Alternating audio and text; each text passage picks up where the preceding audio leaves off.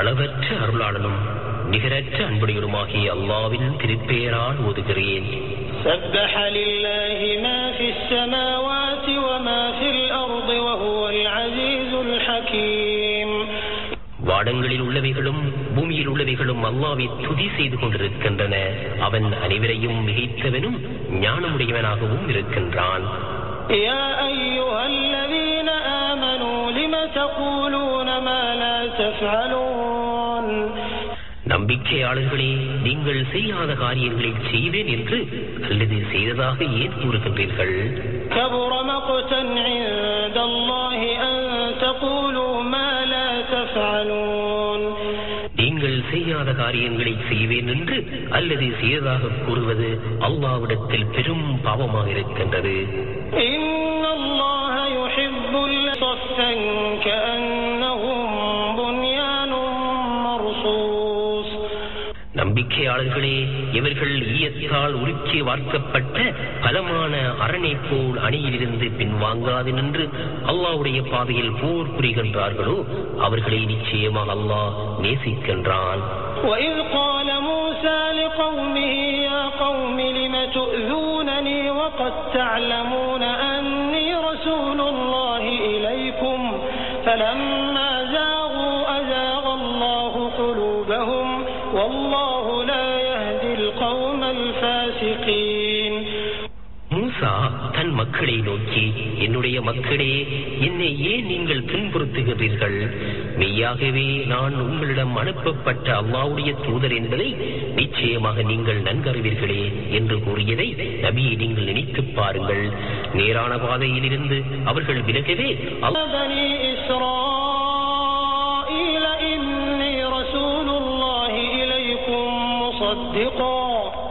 مصدقا لما بين يدي من التوراة ومبشرا برسول يأتي من بعد اسمه أحمد فلما جاءهم بالبينات قالوا هذا سحر مبين.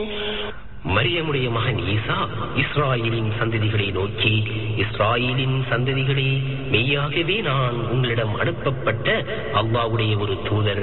நான் எனக்கு முன்னுள்ள தௌராத்தையும் உண்மைப்படுத்துகின்றேன். எனக்கு பின்னர் அஹ்மதனும் பெயர் கொண்ட ஒரு தூதர் வருவதை பற்றியும் நான் உங்களுக்கு நற்செய்தி கூறுகின்றேன் என்று கூறியதை நபியை நீங்கள் அவர்களுக்கு ஞாபகமூட்டுங்கள். அவர் அறிவித்தவாறு அத்தூதர்கள் தெளிவான அத்தாட்சிகளுடன் அவர்களிடம் வந்த இச்சமயத்தில் அவரை நம்பி இது தெளிவான சூனியம் என்று அவர்கள் கூறுகின்றனர். ومن أظلم ممن افترى على الله الكذب وهو يدعى إلى الإسلام والله لا يهدي القوم الظالمين. அல்லாஹ்வின் மீது கற்பனையாக பொய் சொல்பவனை விட அநியாயக்காரன் யார்? அவன் நபி இப்ராஹிமின் மார்க்கமாகிய இஸ்லாமின் பக்கம் அழைக்கப்பட்டும் அவன் அதனை நிராகரிக்கின்றான். இத்தகைய அநியாயக்கார மக்களை அல்லாஹ் நேரான வழியில் செலுத்த மாட்டான். يريدون ليطفئوا نور الله بأفواههم والله متم نوره ولو كره الكافرون. அல்லாஹ்வுடைய பிரகாசத்தை தன் வாயினால் ஊதி அணைத்து விடலாம் என்று இவர்கள் கருதுகின்றனர். என் நிராகரிப்பவர்கள் மறுத்த போதிலும் அல்லாஹ் தன்னுடைய பிரகாசத்தை உலகமெங்கும் துடிக்கும்படி முழுமையாகவே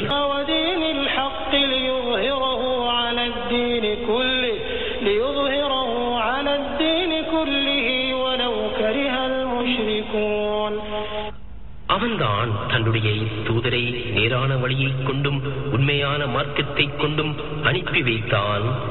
ஈசாவை அல்லாஹ்வுடைய மகன் என்று அவனுக்கு இணை வைத்து வணங்கும் இவர்கள் மறுத்த போதிலும் எல்லா மார்க்கங்களையும் அது வென்றே தீரும்.